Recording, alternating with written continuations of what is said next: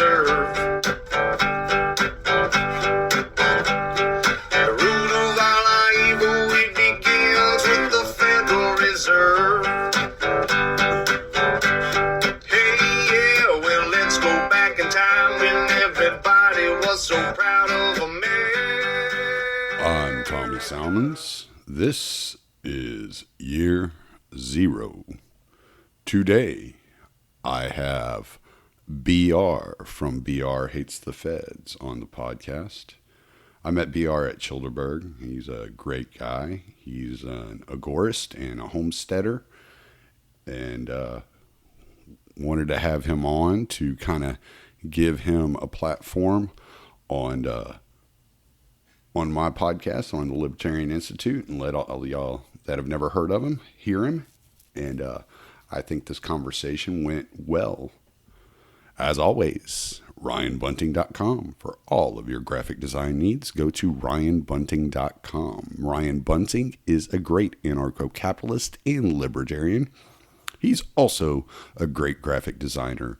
He designed my podcast logo and Pete Quinones' podcast logo. So for all of your graphic design needs, go to RyanBunting.com. Thank you, Tom Burton, for the music.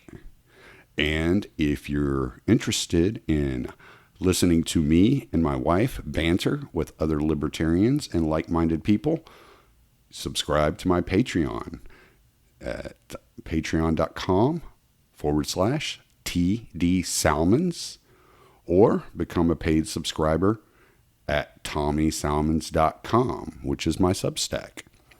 So you can get all of the goofy shit we're doing and this content ad-free. So, enjoy the show. Don't want to waste all the good shit. That's always the way. All right, man. I'm here with BR from BR Hates the Feds. What's going on, dude? Nothing much. How are you doing, man? I'm doing well. You're also with E-Militia, right? Yeah. So the E-Militia podcast and the BR Hates Fed show. That's right. Because otherwise, it's like herding cats doing E-Militia podcast, because there's about 8 of us. There's now usually 6 of us that are more constant, and getting us all together for a show is quite the hassle. So yeah. I do my own thing. Yeah, I feel you. I've never, I've thought about doing like a co-host thing, but I haven't found anybody that I'm like, yeah, I could talk to this guy every week, and like, don't get me wrong, I love these guys to death. That's actually how I started. I started out with the E-Militia on Instagram. Right. Just got invited into this thing, and I was like, well, I'm doing kind of good on my own. I'm not sure if I need a group of guys to do this with. And we started chatting. I'm like, okay, no, I dig these guys. It's a bunch of guys from all over the US, and then I've got one co-host, Anglo-Libertarian, back in Britain. So real diverse group of people, not in the modern sense, just doing all sorts of different things. And yeah, it was it worked out. And then after a while, I was like, well, I can experiment a bit more quickly if I also do a solo show. So that's where I'm at with that. Right. I think doing the solo show, I've learned so much, man. Like, oh yeah, just like we were talking about with working on the homestead. It's like it's just trial and error. You just kind of figure it out as 100%. You go. Yeah, and you got a little bit more leniency when it's just you, and you're like, I can try something out. It's like, okay, that really fucking sucked, or no, that was cool, and I'm beholden to no one apart from my audience and the numbers they give me. Yeah, exactly. Yeah, I know. I for a while I have a headset, and I used to try to record episodes on my headset through my phone while I was driving down the road, and I could keep my train of thought, and I'd talk and yada, yada, yada. I'd cuss at drivers every once in a while. I would just leave it in there. But what I found out was happening, and I didn't realize it, even though I put on my app that I was using to record, I was saying to record in stereo, it was still only recording out in the left speaker. And so when people would play it back, they would only get it out of one speaker. I was like, oh, fuck. Well, I guess I'm not doing that shit no more. It's Tommy Salmons with the Left Ear podcast. Yeah. for the hearing impaired or some shit. Right. Yeah. My left ear. Yeah, I want to do that for a while as well because this past year my job's being all fucked up. I've had all sorts of strange commutes and most of them coming out to around 40 minutes in shitty city traffic. I'm like, this is an awful waste of my time. And there's nothing that pisses me off more than anything is wasted time. I think it's this stupid work ethic I've got where I'm like, I'm just sitting here like listening to I like now I listen to podcasts and educate myself on my ride. But beforehand I was like, I could be being productive. I could record a show. And I was trying to come up with a rig to do that as well, but it just sounded fucking awful. So I was Yeah. like, all right, no, I can't put. I'll just take away another hour of my time when I get back from my commute and do this. Right. Yeah. No the, doubt. the solution: more podcasts. Yeah. It's always Yet the another solution. libertarian podcast. That's whatever, man. The more the merrier. We're fighting the mainstream media right now. So I'm just like, you know what? Whoever can take attention away from CNN, I'm like, yeah, go for it, dude. Oh, absolutely. That's something we were talking about at Chilberg actually was we're all different flavors, which is kind of the beauty of this thing. Like we all joke, oh, another libertarian podcast, or like, yeah, like, oh, you're gonna start a podcast? Yeah, that's real innovative around here, bud. But everyone's got their own flavor and everyone's got their own story, and everyone needs to hear, this message in a different flavor for it to click with them. So Right, exactly. And your message, I think, is a lot like mine, at least in maybe not stylistically, but at least in like the way that we were trying to approach our podcast and how we were trying to design it, how we're trying to shape it. Because I like to talk a lot about like what's happening around us, what's going on to infringe on our rights, and then how we can hedge our bets, and try to find ways like little catch 22s or loopholes to get away from this stuff in our own lives individually. yeah, I mean, theory is great. It's a great foundation to have. I mean, anyone who sees how Asicus talks knows that. Um, but then also having actual practical solutions, not just quoting some paragraph and being like, "Yep, that fixes all my problems," but being like, "Okay, this is happening. How can I counteract it in a more direct way that is Right. actually going to make me freer in an immediate sense, rather than some weird philosophical way that doesn't really help me out in the present." Right. I always say that, like, and this is something I said on the John Odermatt podcast that I was just on. And I told him, I said, well, the way I look at agorism is anarchy in motion. This is how you introduce anarchy into your own life and create a padding or separate yourself even further from the state. Yeah, I mean, how many Turning Point USA people do you know that, or have you heard of, that call themselves libertarian? And you're like, okay, well, what the fuck does it mean? And then Yeah. you see someone actually choosing a libertarian lifestyle, as Conklin would have called it, like a consistent libertarian lifestyle, where you're like, you know what, I don't want my lifestyle to aid what I think is the most evil thing in the world, the Yeah. state. I don't want to contribute to that in my day-to-day life absent-mindedly, and then just show up to the right meetings, or to have the correct label that makes it easier to sleep at night. It's like, do something that makes it easier to sleep at night. Right. Well, and I mean, I'm sure you're just as aware as I am as what's going on with the Libertarian Party up in New Hampshire. I have friends that are in the Mises Caucus that were elected, on the board and are going through this personally. And I'm like, and they're like, well, when are you going to join the Mises Caucus and the Libertarian Party down there in Texas? I'm like, dude, have you seen the messaging coming out of the fucking Texas Libertarian Party? I'm not driving 6 hours to Austin to do that shit when I could be at home like raising a goat. Like, fuck Seriously. it. I got shit. Like, I got shit I can do at home. I'm not driving 6 hours to Austin to go listen to these fucking blue pilled assholes have a meeting that I'm just going to be like bored through, fucking probably pissed off about, and just like walk out of there like hopeless. Like I don't have any desire to go deal with these people. yeah, it's like you've got, and this is how I view it, because I'm not gonna go out of my way to spend time that I could be using to increase my own liberty and people in my immediate vicinity in meaningful ways. Or I can argue online endlessly, and also what's strange is you're arguing with people who are very determined to work within the state apparatus. These people are Right. like, no, we have to do it the right way, which is partyarchy, going through state avenues to take power away from the state. And it's like, okay, you are fighting to maintain a system, to overtake it, to increase. How about you just go home and like find ways where you can change everyday aspects of your life to not be furthering the system? Because if you pay any attention, it's kind of failing on its own. Right. Yeah. Quit plugging into it, you know. Right. Yeah. Just get out of it. Try to distance yourself and create your own insurance policy, so to speak, in any which way you can. Work. You know, there at the community level. But that's a problem with a lot of these people, and I think that's a problem with our modern society. Is there's a big kind of disassociation with community because so many people live in cities nowadays, and so it's like you disassociate from the society because you're overpopulated, and you kind of want to be, you know, away from that. But in order to get away from that, what do? You go lock yourself in your home and, you know, stare at a TV or stare at a computer screen all night, where you're arguing with people that you don't even know.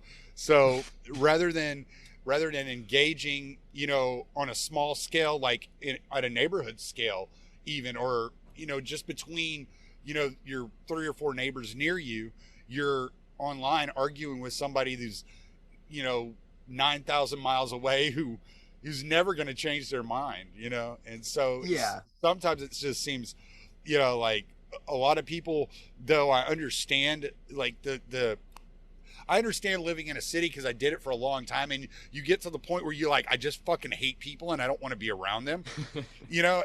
And so I understand that to a degree, but like surround yourself with like-minded people. And that's where this idea that John Bush had was so ingenious. This freedomcell.org was so ingenious, because then you could find like-minded people in your region, and you could spend time with those people actually moving forward the ideas of liberty.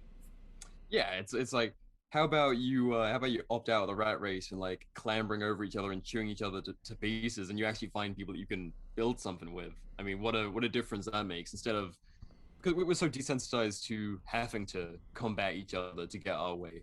And that's the least libertarian thing I can think of. We're like elbowing each other in the face, you know, like scrambling just for some semblance of how we want to live, instead of going out there and just finding a way to achieve it.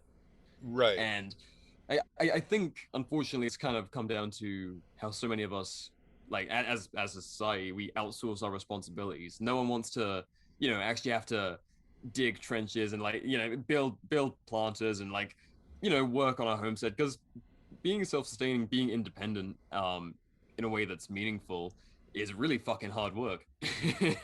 And it's much easier to just, you know, have some kind of bureaucratic position on a board with liberty in the name, and to, you know, punch the right buttons when the election comes around, and to say that you're doing something, instead of just getting fucking dirty and achieving actual liberty, you know, in your own space. It's lasting too.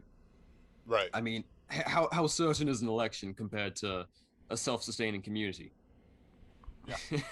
Well, right. And the fact of the matter is that there's so many people doing this, and you know, there's so many different ways to talk about agorism.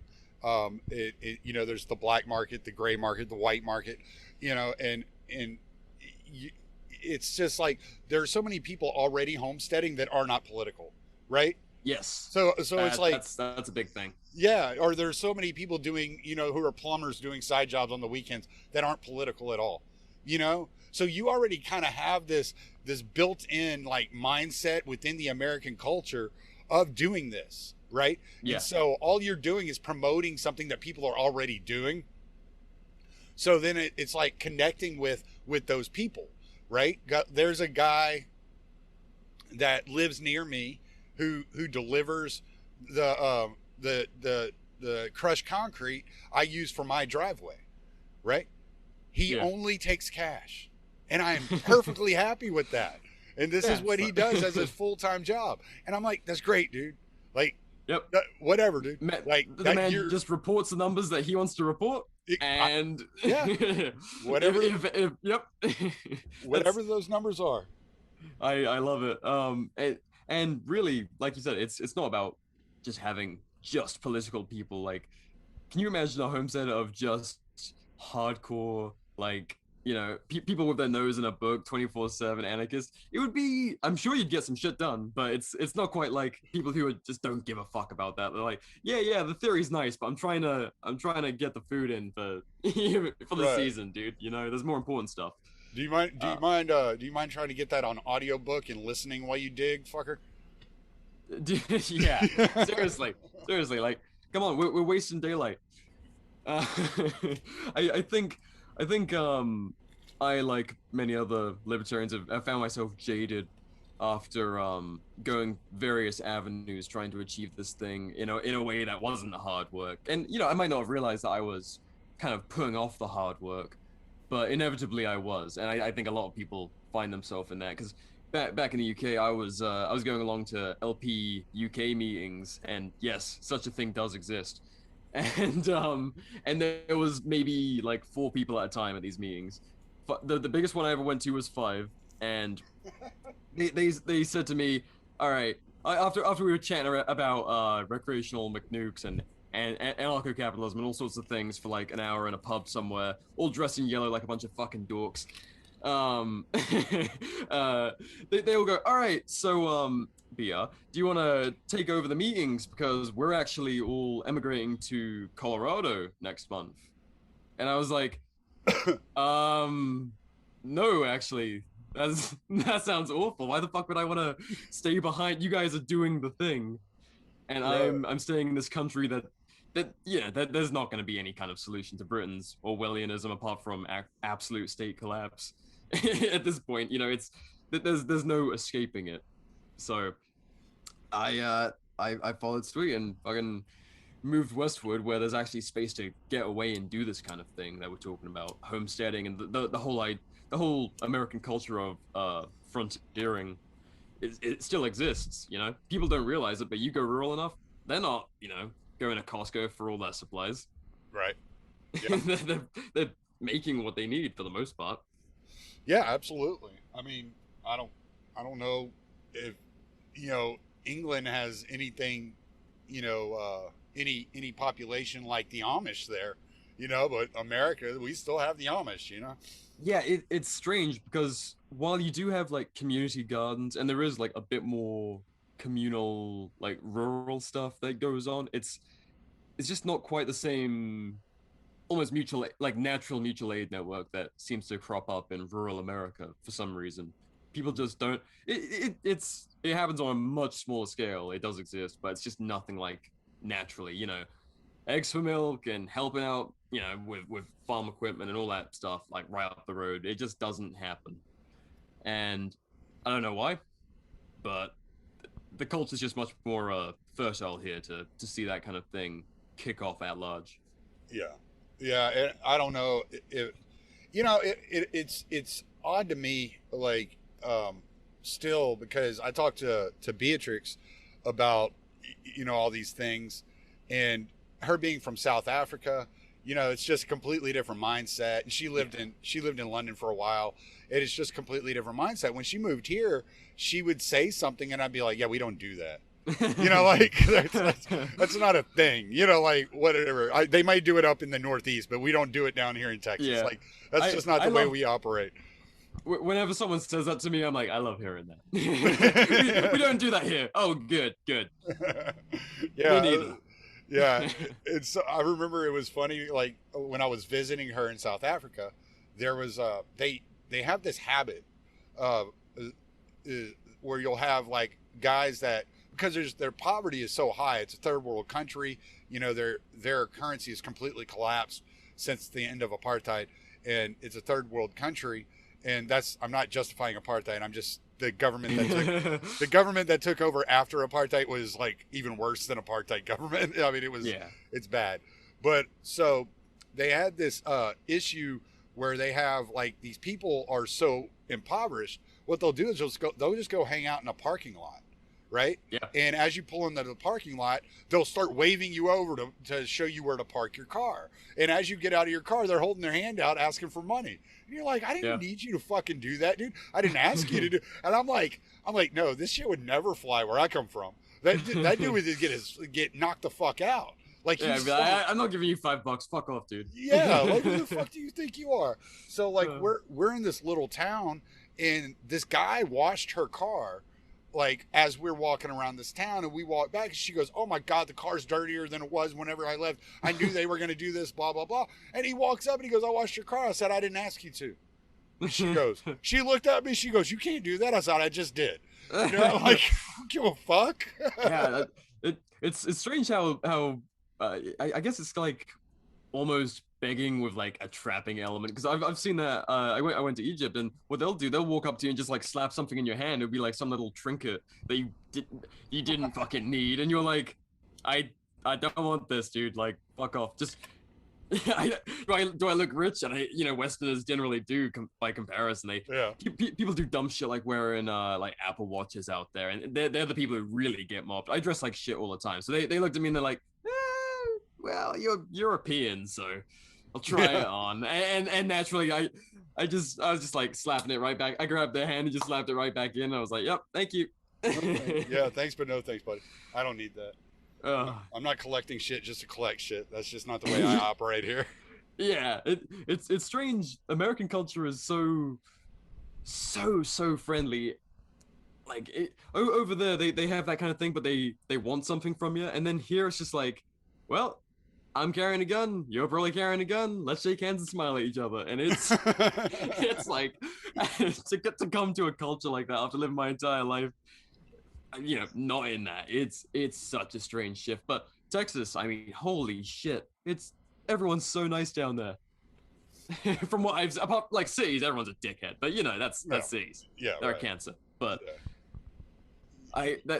seeing the attitude down there really gives me hope for all of our pipe dreams of autonomous settlements and out in the sticks. It's like people just be like, "Oh, cool."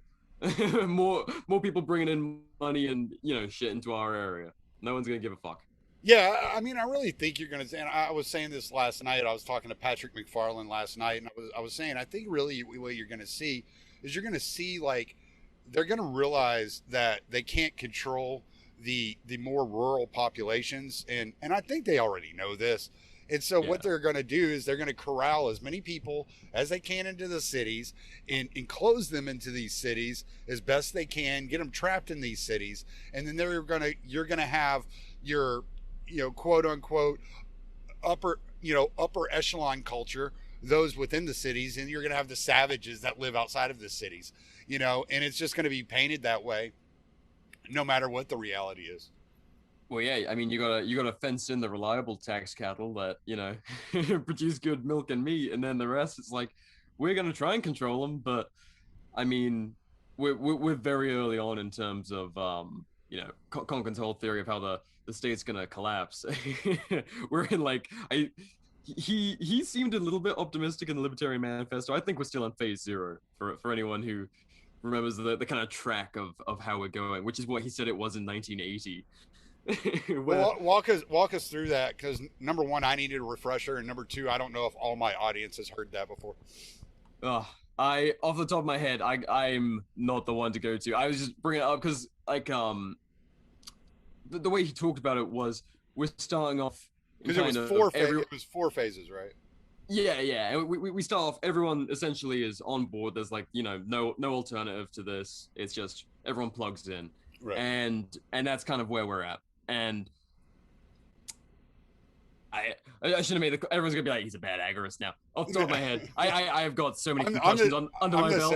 I'm the same way. I'm thinking, I'm like, okay, so the first one was, it was like you said, it was that everybody's plugged in, and then it moves to a percent. What was it, like something like 5% of the population or something like that?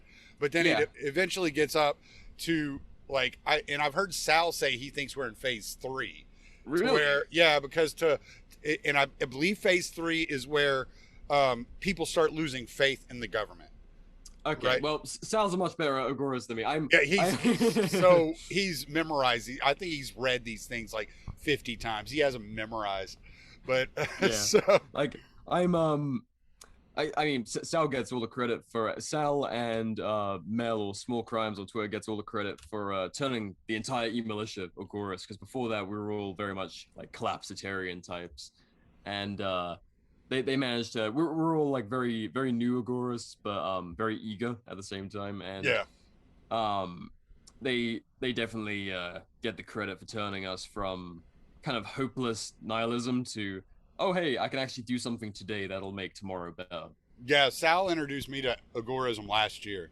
Damn. And yeah, he was, we were in a Facebook group together, and he was like, hey, have you read Konkin? And because I asked about Agorism, he's like, have you read this? Have you read? I'm like, no, I haven't read any of it. So I've read it all once. So Yeah. you know, but but yeah, I think he's read like everything like 15, 20 times, and he's just knows all the theory behind it, all the philosophy behind it. And I'm like, I know this is what I agree with it, and this is how I want to live, you know. And that's pretty much all I needed, you know, to put me into the system. Yeah, it was like, okay, we can actually. It doesn't have to end in the dramatic, bloody revolution fashion that so many people seem to have to clamor for whatever reason. Yeah, well, even before I was into Agorism, I never believed that was what was going to happen. I always thought it was going to be like a Soviet Union collapse. Yeah. I was always like, yeah, it's just going to, states are just going to start falling off. The economy's going to collapse, and states are just going to start doing their own thing. And then, like, what are you going to do? You know? Yeah, and then from there it's gonna be like, well, all right, are we gonna really try and rebuild this thing back up, or try something different? And it'll be a mix of both, because this country is just, you know, ripe for social experimentation. Yeah, well, I mean, the entire country is a social experiment. Yeah, you know, and I just, you know, for years, for decades, I was just so unhappy in the cities, and I never could get out. And I had the opportunity 6 years ago to buy this property, and it was like, this is what I want to do. I want to fish. I want to grow my own vegetables. I want to, you know, have my own stuff and do my own thing and live my own way. And so it was perfect for me, moving out to where I moved out. And so it was like I had this already kind of agorist kind of like leaning to me, where it's where I wanted to live my life and the way I wanted to live my life. But I had no philosophy backing me up. So when I read the philosophy, I was just like, yes, that's it. That's what I am. The incredible thing about it is it's just kind of like common sense prepping meets libertarianism. Yes. and like brought to its logical consistency, and like, oh, well, duh, but also I did need to fucking read that. I did need it to be spelled out to me in some sense, and to have someone be like, no, this is a solution. It's not just like just a lifestyle choice or something. Yeah, well, I always look at it as like prepping's a good way, homesteading's a good way to look at it, but I also look at it as it's the tie between entrepreneurship and libertarianism. Because whenever I first read libertarian philosophy, I was like, I already knew a bunch of entrepreneurs, and I had always wanted to run my own business and have control over my own life. So when I read libertarian philosophy, I was like, there's a link here.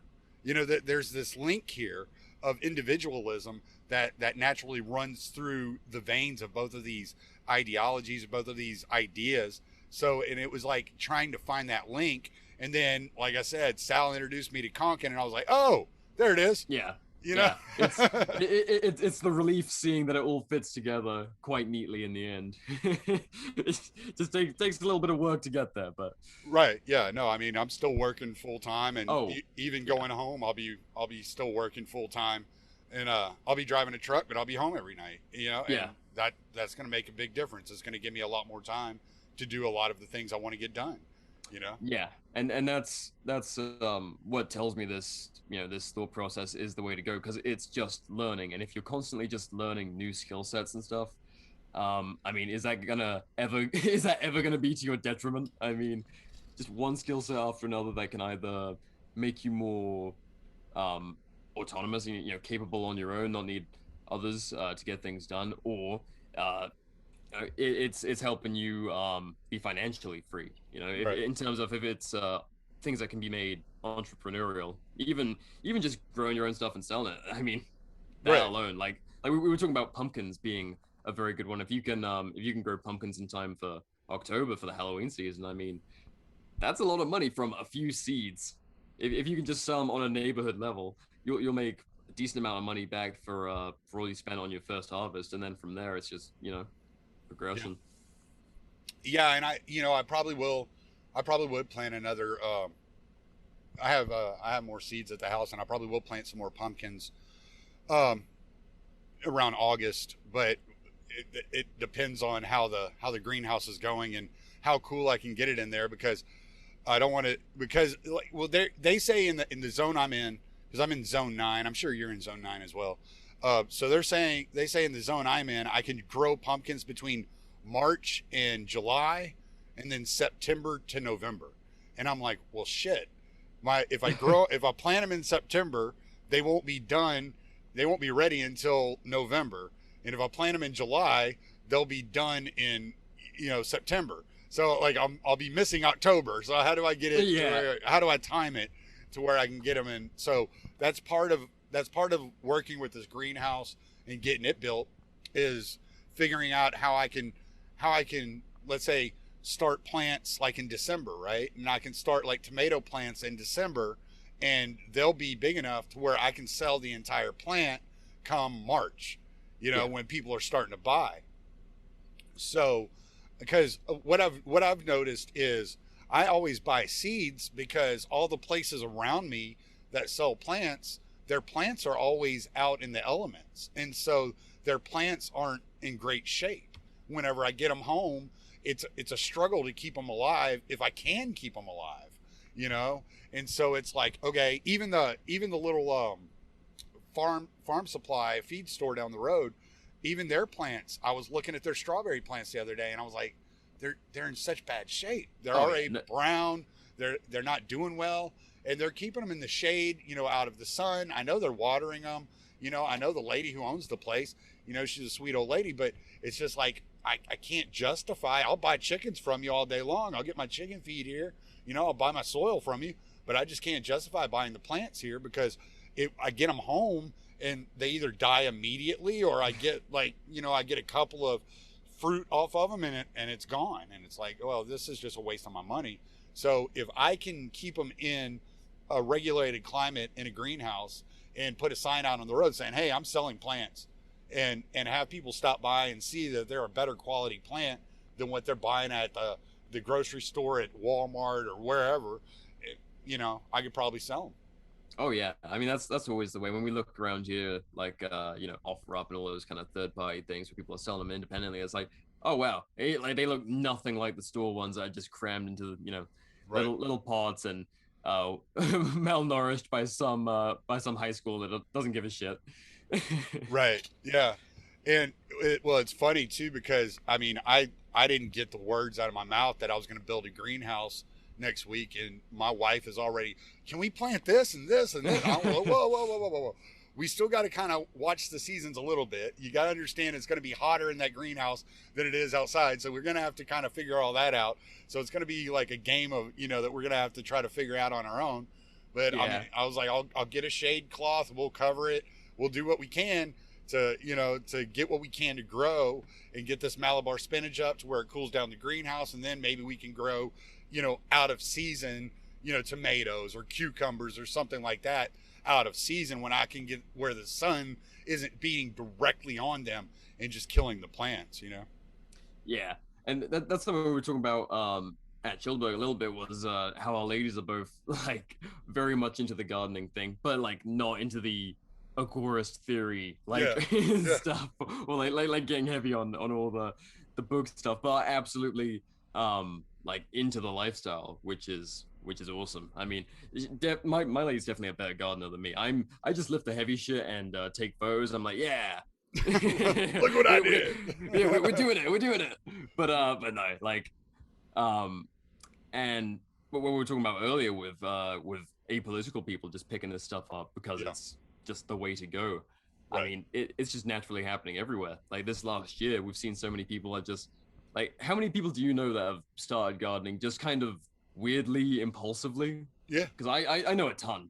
Yeah. Just, they kind of had this like what reminds me of like World War II rationing in Britain, where like every house, I think the US had the same deal, where there was like a lot of home gardens, and I forget the statistic, but it grew something ridiculous, like 60% of the nation's food was coming from home gardens Right. at some point. It's like, why do we not think that's achievable again, especially if done with intention, you know?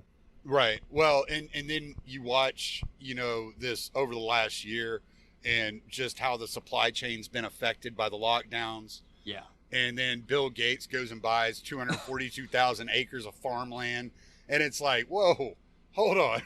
Like, it was bad enough we're dealing with Monsanto. Now we got to deal with Bill Gates and his weird theories on population control and I don't know. I don't know if I want to buy food from a farm owned by this fucking man.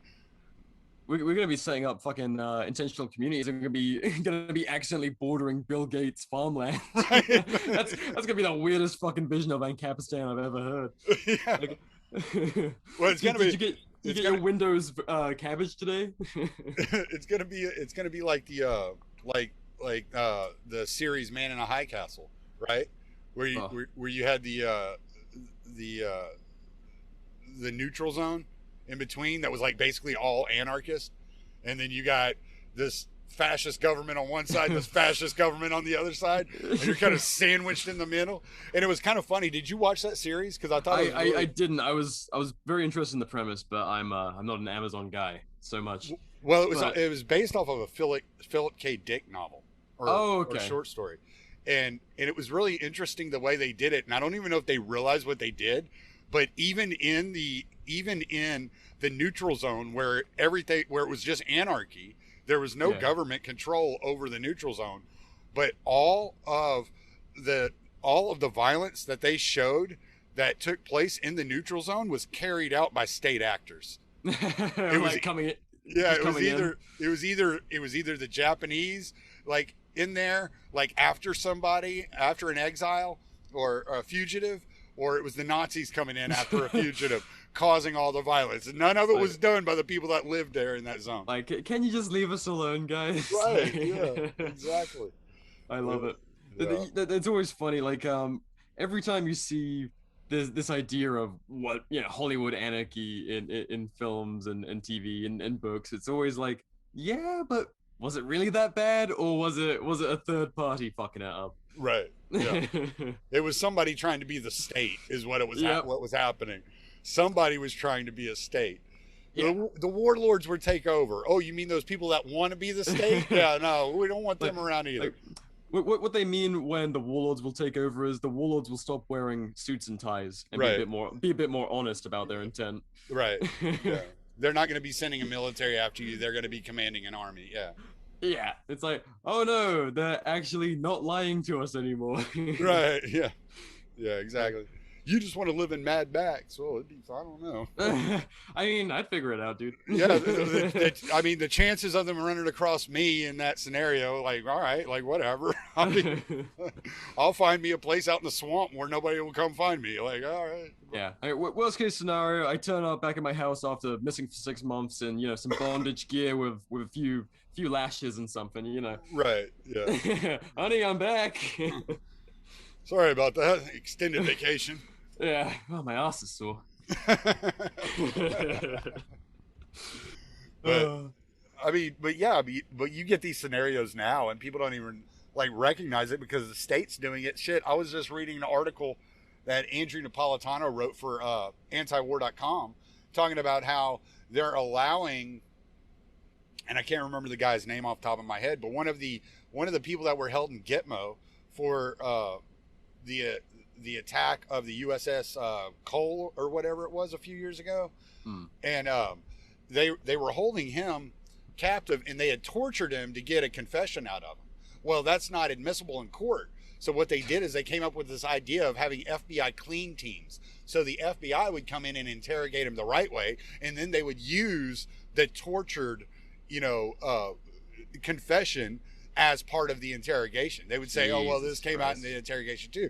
Well, they raped this guy with broom handles to get this confession out of him. And it's like, okay, like the warlords are already in control. I don't know what you want. But well, it's just nice that our money goes towards paying for a civilized society, you know. Right. keeping us safe from such things. Yes, taxes are the price you pay. Taxes are the price you pay to pretend you live in a civilized society. You know, we might actually get our turn at Gitmo. We might get a good old broom handling soon enough, my friend. Oh yeah, I know. now that we've what is it? Biden's apparently officially I mean they've always been doing this, but now they're making a move on anti-government conspiracy theories or whatever, anti-government believers, I guess, ideologies. Supporters. Yeah. There's now going to be like a law enforcement clampdown on it. Apparently, that's his next edict. But... Yeah. I think Biden. Somebody should inform Joe Biden that there is nothing more American than anti-government sentiment. Like that's like as American as it gets. Every bastardized symbol hung around him is usually it comes from some form of saying "fuck the crown," and it's just been sterilized over the course of this country's time. But no, anti-government dissidents must be done away with. I feel it more and more these days. We really are in the final days of some kind of USSR situation. I keep waiting to hear that the anti-federalist papers are being banned from Amazon or some shit like that. I'm like, they definitely don't want people reading that shit. Well, I mean, we're doing some kind of cross between book burning and boiling the frog. It's like we're boiling the books at the minute. We're getting rid of like the really spicy stuff, like just bit by bit. It's like no, these guys can't be on this platform anymore. You know, and then eventually it's gonna be like, well, of course you can't read that stuff. Yeah, it's bad for you. It's Brave New Fahrenheit 1984 is what it is. Yeah, some kind of awful blending of every dystopia we've imagined. Like, oh yeah, I like that part from that. This is really good.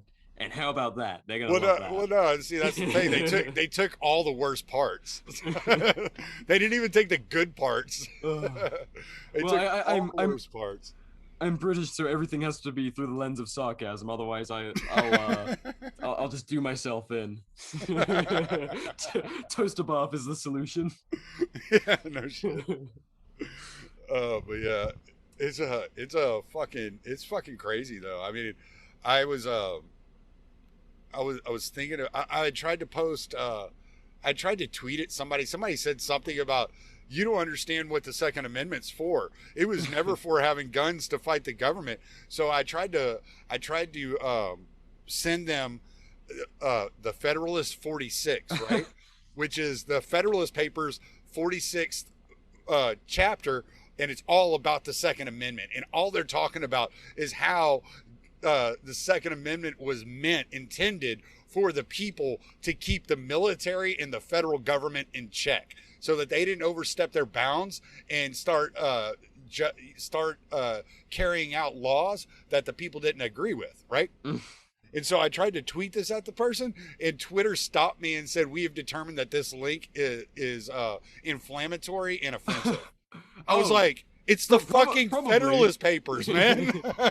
I hope it's offensive to tyrants, but aside from that, I mean, this should be something that excites everyone, and that's the thing that's made me the saddest over the past year. Like, for those that don't know, my particular kind of group comes from the more gun rights centric, anarchist circle over on Instagram, and so all the what started as a great meme, the whole Boogaloo thing, turned into this sad bootlicking phenomenon it is now. But there was this brief moment right at the start when the police brutality stuff was first coming out, and there was the shooting of Duncan Lemp and Breonna Taylor, which happened like very close to each other. Yeah, they were like 2 days apart or something like that. Yeah, it was pretty crazy. Yeah. And both of these no-knock raids that end up killing an innocent person that was not endangering anyone, and so there was this like brief moment of unity, which I know it's kind of a meme now, unity this, unity that, but there was genuine like cultural unity for a minute of like police brutality is wrong. Those people, you know, who would have been labeled any day of the week right wing, going out and protesting police brutality, and the same thing on the left, because you know that's what they do. Right. And there was finally this like, oh no, there's people across the aisle who don't look like you, who are agreeing with you on this issue, and you know it has to fucking end. And how quickly did we see that absolutely bastardized into oh no, these guys are racist and they hate you, and they're trying to like start a civil war by protesting against police brutality alongside you. And Right. and we just fucking pissed away any chance of making progress there. And it always comes down to this divide and conquer thing, you know. Yeah. Well, and then it wasn't long after that we saw the attempted kidnapping of Gretchen Whitmer by the Boogaloo Boys, when you come to find out that like it was like half of the people involved in this ring were all FBI or FBI informants. You know, it was a intentional effort to divide and conquer, to create this division. And it worked. I mean, because they've been doing this shit for so long, and the mass majority of the public are too stupid to pay attention to these things any longer than the news tells you to pay attention to it. But if you paid any attention to it, you saw a month later, oh, these were all FBI agents and informants that plotted this whole fucking thing, you know? So much of the focus of my podcast is to point out abuses of power and how bad things have gotten and the direction in which we're heading as a society. And it can be a real black pill. I've partnered up with Richard Grove to offer my listeners an opportunity to sign up to his Autonomy Course. The Autonomy Course is designed for people looking for solutions, people that want to shape their own future, people that are not willing to be at the behest of large corporations or the United States government or the banking system. The Autonomy Course is designed for those of you who wish to have complete control of the reins of your life, who are looking to be successful, to thrive and not just survive, to provide for your family by utilizing your existing skills and learning how to market and sell those skills in order to be your own boss, or learn new skills in order to leverage that into a new career opportunity. So if there's a job out there you've been trying to get or you've been wishing you could get, but you just don't have the skills for it, the Autonomy Course is the place for you to start, to learn how to land that position, to learn how to market yourself better, to gain confidence, and to be surrounded by a community of like-minded people that will encourage you and help you along the way. So use my affiliate links and go check out the Autonomy Course. It could be right for you. Yeah, the same thing happened in Vegas where a Fed got into a group and I think encouraged them to build Molotovs together. That was a little icebreaker, I guess. It's like you meet a guy and like, you know, within 2 months you're building Molotovs together. Like, fucking think, dude, because obviously a Molotov, you know, like any self-respecting redneck has made one and chucked it out in the desert or something, you know. but like let's be real here. But by the FBI standards, that's manufacturing an explosive device. Right. And once you and then of course the propaganda wing takes it and says, oh, they were manufacturing explosives. Mm-hmm. And then you know you put those charges in front of a court, and guess what? You are fucked. And there was so much of that everywhere, where it's like, oh, a Fed gets into a group, encourages some fucking idiot who's only just got into this stuff, doesn't quite know the extent of the shit they can get into. They just, you know, passionate and radical, and this is the only solution they've seen, and fucking clamped on that so quick, and put the sides right back at each other's throats, and now we have all this token police brutality efforts, you know, all of this reanalysis of the council that oversees complaints and of course an administration that deeply cares about police brutality. Yeah. No shit. Top cop Kamala Harris and drug warrior Biden. Right. Yeah. Well, and I mean, like you said, I mean, it was just one thing after another. Remember the whole Boogaloo Boys trying to sell weapons to Moss? Come to find out, I think both of those guys turned out to be fucking FBI informants. Yeah, it's like okay, yeah, whatever, dude. guys are writing down reports on each other like, all right, I've almost entrapped the suspect. Like, wait, take off that beard, Clyde from the academy. Like, seriously, like all these fucking ops these guys, so-called ops these guys are running, must be just like academy reunions for fuck's sake. It's the lengths they go to is ridiculous, and I mean, you see it every single agency. ICE guys like jumping each other, DEA. It's Yeah. Well, I mean, there was the instance. I think it was in Syria, and there was the CIA got in a shootout with the State Department because. Are you talking about the backed militias or something else? Like it was like a Pentagon backed militia and a CIA backed militia fighting each other? Yeah, or... but there were actually agents involved, and they're shooting at each other. It's like, you fucking idiots, man! Y'all don't even know you don't even know who you're fucking backing anymore. Like in some sense, I do back my tax dollars paying for that. In a very abstract sense, I'm happy to be paying for the bullets going in each other's guns, firing at each other. Right. Yeah. Absolutely. Go knock yourselves out, guys. Yeah. I mean, it's just insanity. But I want to get into some of the gun talk before we get off here. I like it right at the end, so I don't sound like too much of an idiot. Misquoting Konkin. This is definitely my wheelhouse.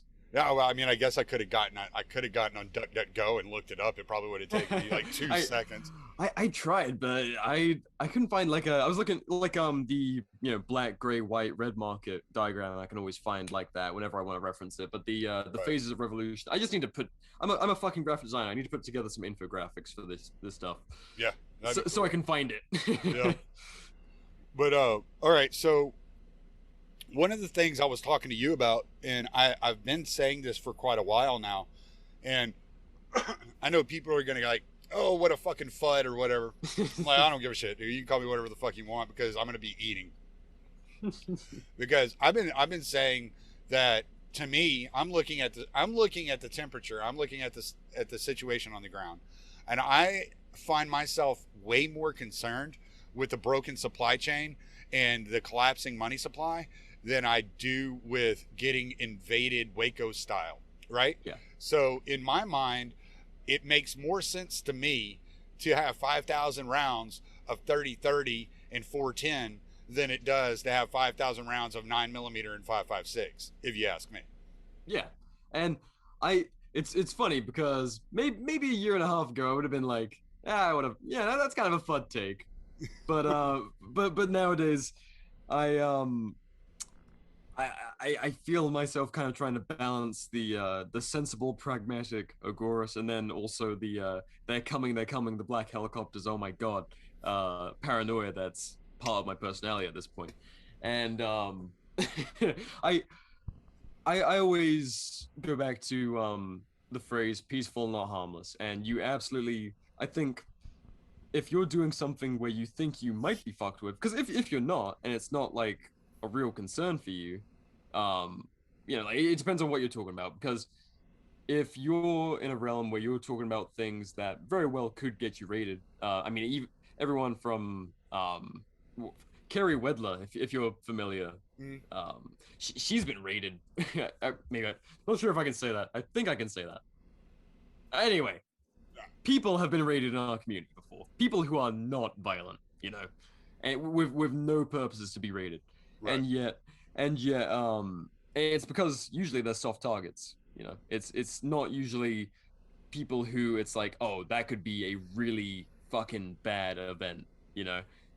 And so I think being actively prepared for the worst case scenario, like some kind of raid, and kind of dissuading it, because it's you're not gonna be all secret squirrel about it. You're gonna be like, no, I am a prepared person. I have the equivalent of first responder gear if there was going to be some kind of situation. And I think a lot of people in this community, they see that as like, give me the fucking space to do my thing, because right.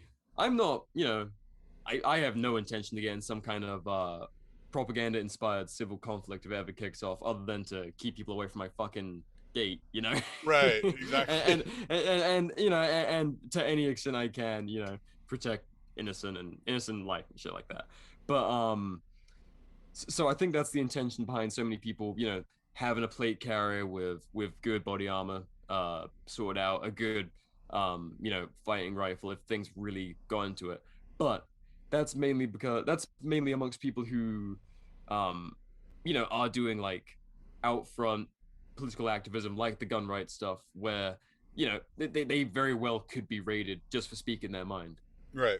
And so I think that's where that mentality comes from. And then it butts heads with this whole like pragmatic, well, wouldn't 5,000 rounds of 30-30 or some kind of other hunting round suit you better? And I don't know, and you can use an AR for hunting, of course. You can hunt a whole lot from rabbits to deer, and depending on what else is in your region, you can do a fair bit with an AR. So I don't think it has to be an either or necessarily, but the whole argument being being militantly prepared versus for some kind of confrontation versus just survivalist kind of lifestyle.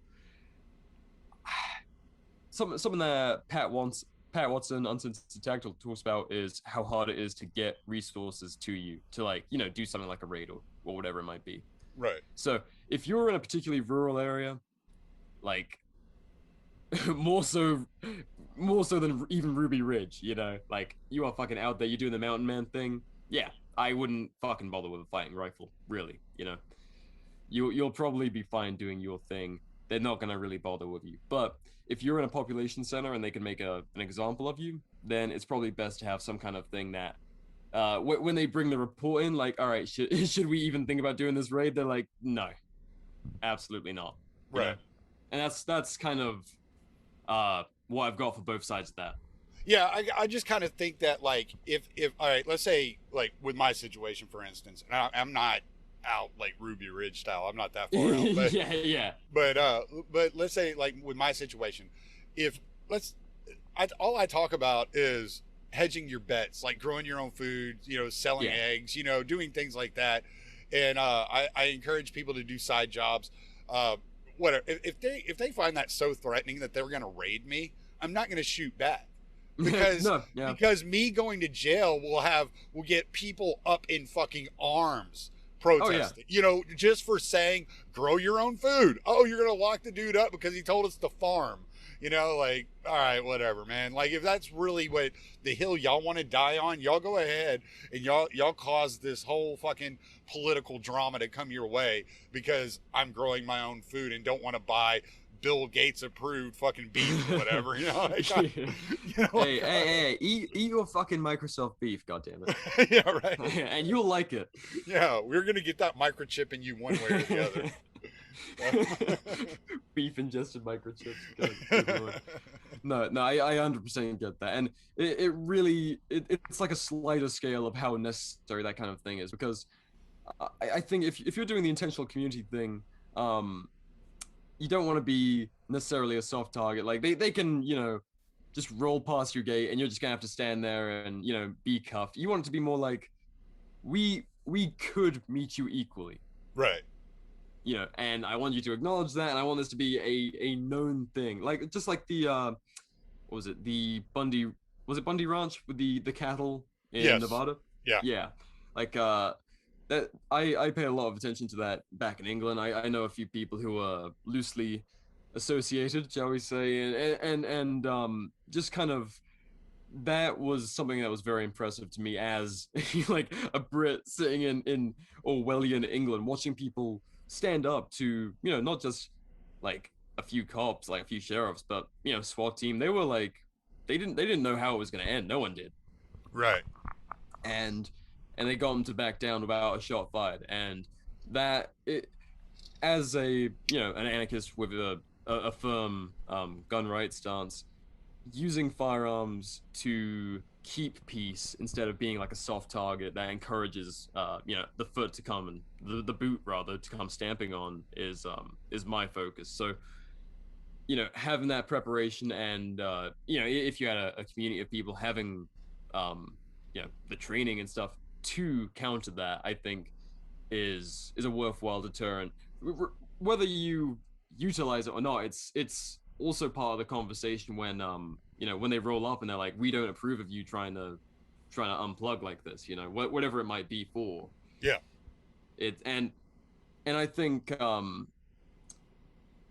like you were saying, being a martyr and going to prison without, you know, without firing a shot, without hurting anyone is a hell of a thing.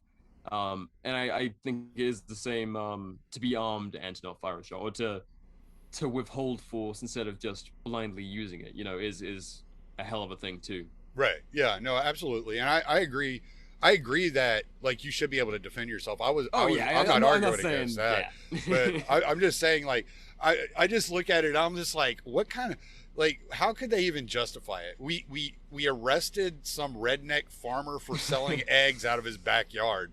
You know, like, okay. Well, I mean, that's they would find a good way to spin it. You know, I'm sure there'd be lots of labels chucked in there, and everything but the eggs would be the what was up for discussion, as these things always go. Black market eggs. Like non-FDA poisonous quail eggs. Right. Yeah. Yeah. I know. I just look at it. I'm just like, all right, man. Like, whatever.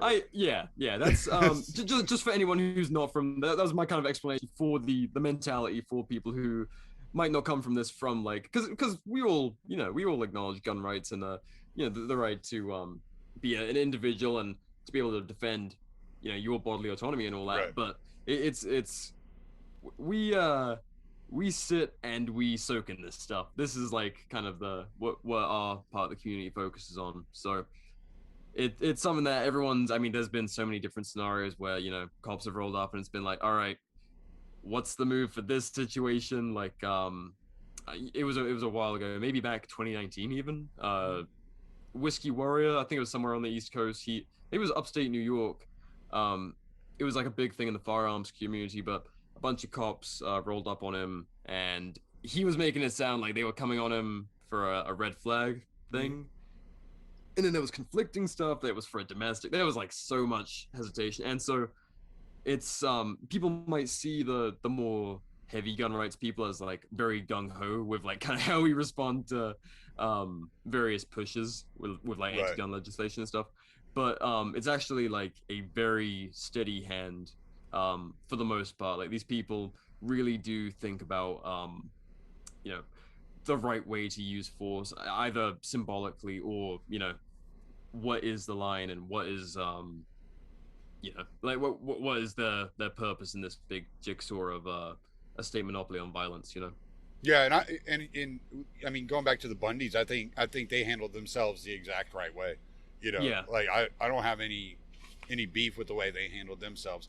Where, you know, and I mean, even Waco, I think they handled themselves the right way. You know, where when they started taking fire, they started firing back. Yeah, I mean, I completely agree with that kind of take. And I think that is absolutely necessary to be willing to do, you know, instead of just die. You know, like just okay, well, you know. Yeah, it's like my whole thing at this point in my life is I've done the thing being completely defenseless. Like being in England, you can't so much as carry a knife.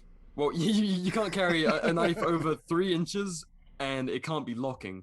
And so you can't carry pepper spray, you can't carry tasers. There's awful assaults on women over there, and of course, like firearm ownership is limited to just firearm licensing. You have to come and be interviewed by a cop in your home. You have to show them where you're storing it, and then you have to get every single firearm, which is as limited as they come, approved. So to come here where you can actually, you know, firearms are a part of politics, and there is a point where you can actually put your foot down and be like, I'm not just going to be erased, you know. Yeah. And yeah.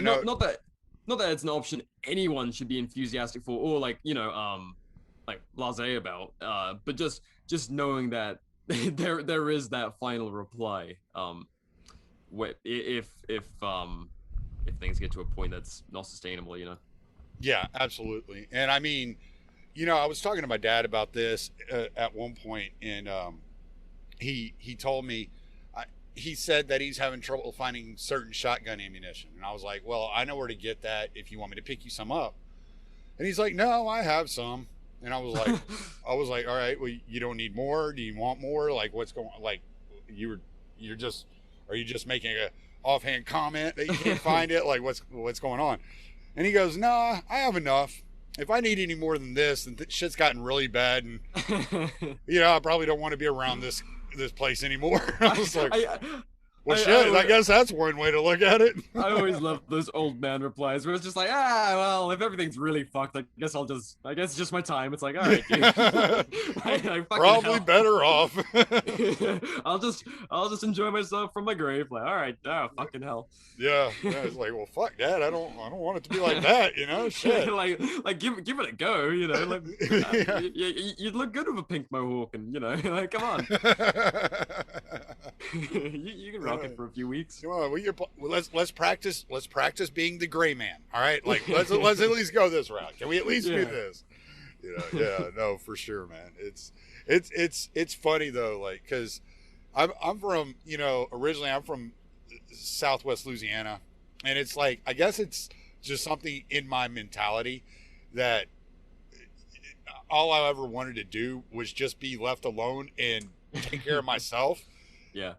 And that's kind of like my whole thing is like, let me have my own thing. Like, I remember driving over the Atchafalaya, it's like this 18-mile long bridge in between Lafayette and Baton Rouge.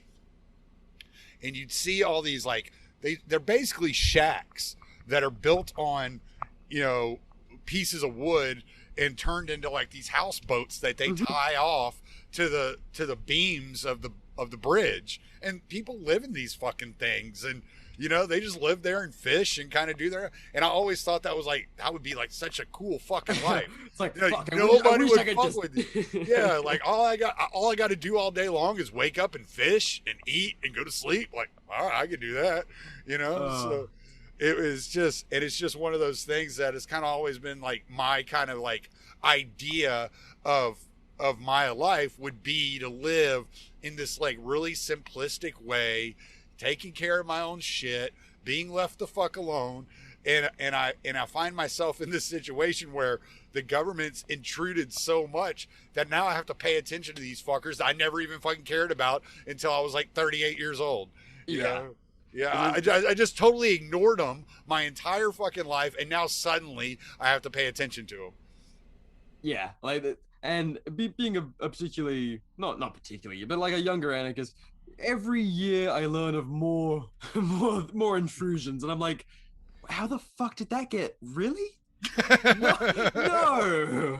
And especially moving country and like learning, and not only am I, I'm a fucking younger guy, so I'm learning more and more as I get older, but I'm moving to a new country as well, so I didn't grow up seeing my parents deal with necessarily the same thing. So I'm like, right. I'm like calling them up. I'm like, is this thing in England? They're like, no, I haven't heard of that. I'm like, no, what the fuck? Why does this exist? Like a new alphabet agency that, like, apparently I owe or can stop me from doing a certain thing. There's regulations on this. Well, I'm gonna break them, but I could go to jail for it. What a fucking drag. Wait. The Department of Education has a SWAT team? What the fuck? Yeah.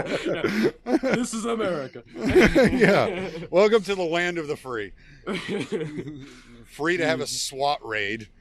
Yeah. I there's got to be a point in your life where, like, you're loading your MP5 magazine up, and you're sitting there like, I'm on a SWAT team for the Department of Education. What? I like, who the fuck are these people? They must be just the dullest fucking drones who kick doors ever. Just follow orders. We're just following orders. I'm just doing what I'm told, sir. You told me to go and raid this 5-year-old's house. I did. The flashbang only burned him a little bit. I was just doing what I was told. Oh, man. My God, Bob, we have not received a letter from an excused absence from Billy Joe for 3 weeks. We best go raid his home. I bet he's doing drugs. Sir, he's 7. It's drugs and child trafficking. Definitely one of those two. Right. They are neglecting this kid by not indoctrinating him the way we want him to. Yeah. I bet that kid is fucking into some really, really bad shit. Oh man, like seeing just the handful of kids at Childeberg that were like homeschooled and stuff. They were such good kids. Yeah. They were such fucking angels, and like way ahead of any other kid I've seen at that age. Right. That's like to after all that darkness, talk about gun rights and getting raided and fucking executed in your own home. But something that does give me a lot of hope is seeing how our friends, people we know, are raising their kids on their own, and Right. and like there's going to be a generation of these people. Yeah. I mean, there's already the people I know, like my age, that were raised by libertarian parents. Yeah. There's a few lucky bastards I've talked to that just from birth were taught all this stuff. I'm like, wow, how fucking to not wrestle with ideological inconsistency your entire youth and be like, I kind of think the government's evil, but maybe I'll join the military. Yeah. Like, so many people just never had some dumb thought like that. They just, whatever the opposite of blissful ignorance is, blissful knowledge. Yeah. And like I said, my upbringing, we were always apolitical. Like, me and my dad both That's a hell of a started. thing. Me and my dad both started paying attention to politics around the same time, probably about 5 years ago. Huh. Like, hey, what the fuck's happening? Like, Yeah. oh, hold up, bro. Like, I've just been trying to work and raise my kids, and the next thing I know, what? And so I think when I first started kind of waking up to it, honestly, I was probably 23, and I'm sitting in the Attorney General's office for child support, and my ex-wife is sitting there next to me, and I had just gotten out of the military, and they're telling me, and I hadn't been able to find work in like 10 months, and it was during the George Bush administration, right when he took office. It was like 2003, I guess. So we were still going through a recession from the early 2000s, and I hadn't been able to find work getting out of the military, and so I'd fallen behind on my child support. And the Attorney General looks at my ex-wife and says, "Well, I see here he started paying you 3 months ago because it takes him forever to get you in on these fucking appointments. They send you the fucking, they send you an appointment like to appear like 7 or 8 months after like you've already fallen behind. So I'm appearing for month 1 like a year later or whatever." And so she was like, "Yeah, he's been paying me for 3 months." And she goes, "Well, you have an option here because he is 10 months behind. So your options are you can just wait it out and let him pay up and get caught up over the next few years, or we can put him in jail. What do you think is best?" And I'm like, wait, why does she have the power to tell me to say that the man she divorced should be in jail? Because she doesn't like me right about now. So like, I really want a clear answer on this. Like, why does she have that kind of power? Yeah. And so like, that's when I really started being like, yeah, fuck these people, I wonder why. Like, hey, I don't think I'm getting a very good deal here. Right? That you guys put me through some fucking process that left me with very few skills, and now I'm like trying to figure it out. Yeah. And now you're gonna chuck me in a jail so I can't make more money. What the fuck is the plan? Yeah. I'm behind on. You're behind. You haven't paid your taxes. You owe us a lot of money, so we're gonna put you in jail where you can't possibly pay taxes, and you're gonna be living off of other taxpayers' dollars. Oh, great! So I get free room and board, and the population has to pay for it. That makes a whole lot of fucking sense. Why don't you just kick me out on the fucking street and take everything from me? How about you just do that? Just get it over with. Just fast forward to the very end of this shit. I don't know, man. It seems like a really sustainable system, and I, for one, am all for democracy. I really like how it's working out. It seems to no hiccups, absolutely none. Hey, did you hear what I heard this on a Tim Pool segment earlier today? Marjorie Taylor Greene introduced a bill to get rid of the ATF. Yeah, I saw that. I was like, well, my initial reaction was, well, fuck, now getting rid of the ATF is gonna be seen as this like radical QAnon idea, and I'm like, fuck, she thinks she's helping, but she's probably set us back like 5 years. Maybe that's why she was advised to do it. Yeah, go ahead and do that. That's a great idea. Yeah. Like, seriously, I was like, you know what?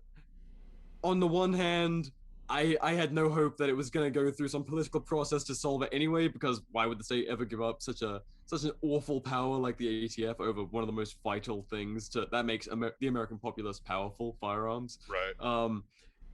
But at the same time, it's desensitizing the public that, oh, this is an issue. We could chip away at this. And if, I don't know, because I'm not, like I said, I'm not hoping for the political solution, but if it becomes just a mainstream talking point, just like the border was not a thing in the 2010s, not in the same way that it is now, since Trump like announced it to be a problem, Right. and everyone took one side or the other about it.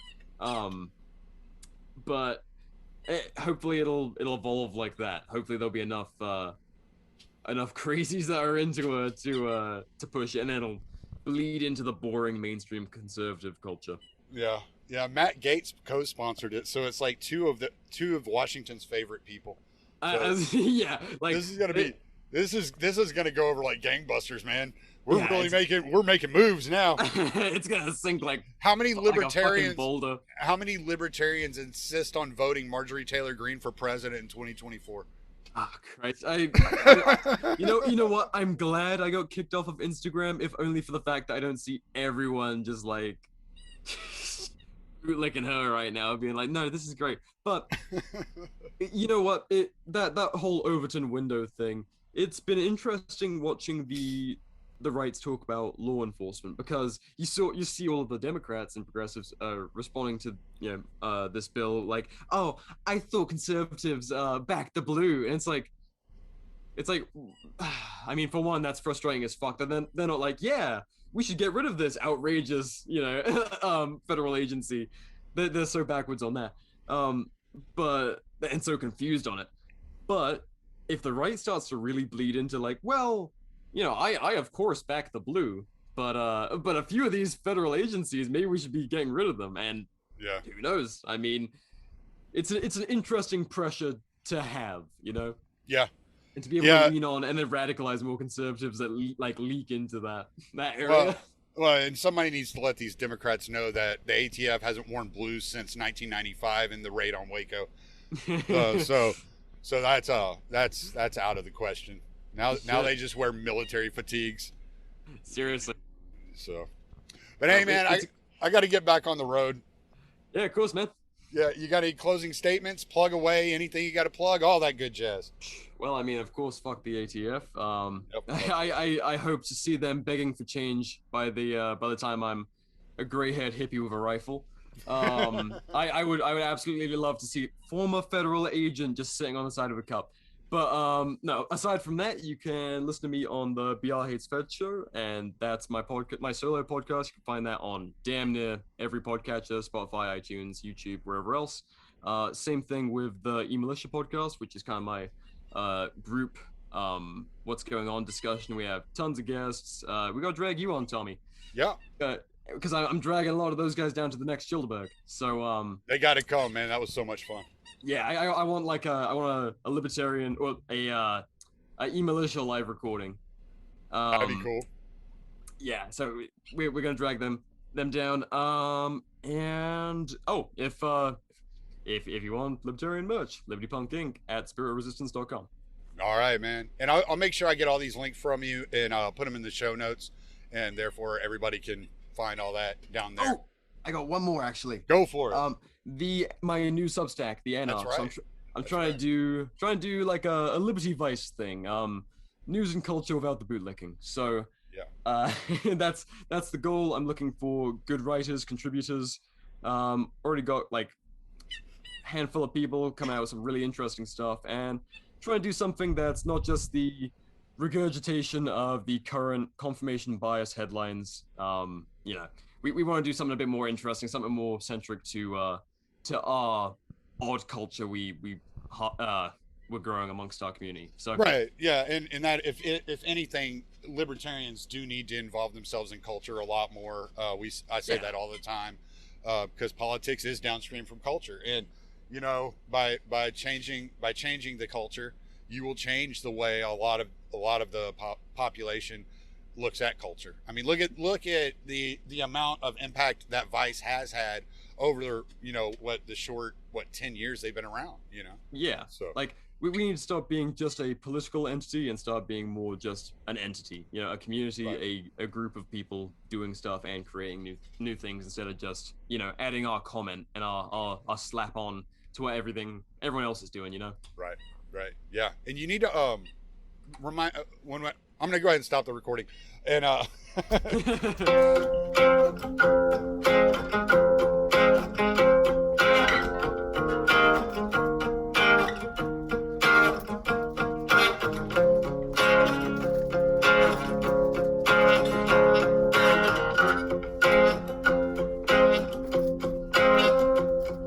You wanna be a hero, instead you're just a slave.